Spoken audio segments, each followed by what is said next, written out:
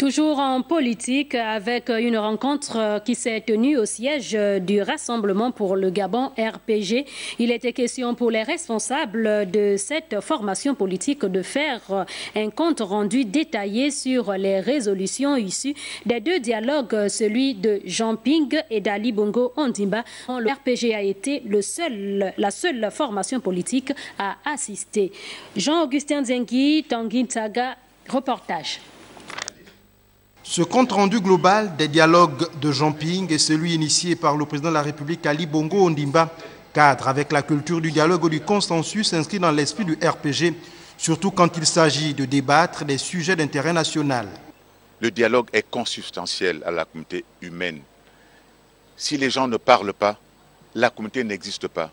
C'est l'échange. Nous avons été au dialogue convoqué par Ping. Nous y avions été parce que nous disions les Gabonais sont en train de se rassembler pour parler du Gabon. Nous y avions été. Nous avons été au dialogue convoqué par le président de la République, chef de l'État.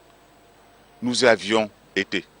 Nous avons même été très corrects en disant au Premier ministre par lettre que nous viendrons au dialogue convoqué par le président de la République, mais nous allons d'abord au dialogue de Ping. En toute honnêteté, le président de la République l'a bien accepté. Le premier conseiller du Rassemblement pour le Gabon et chef de délégation RPG à ses assises a fait l'économie des travaux aux militants. Ce sont pas des choses à prendre à la légère.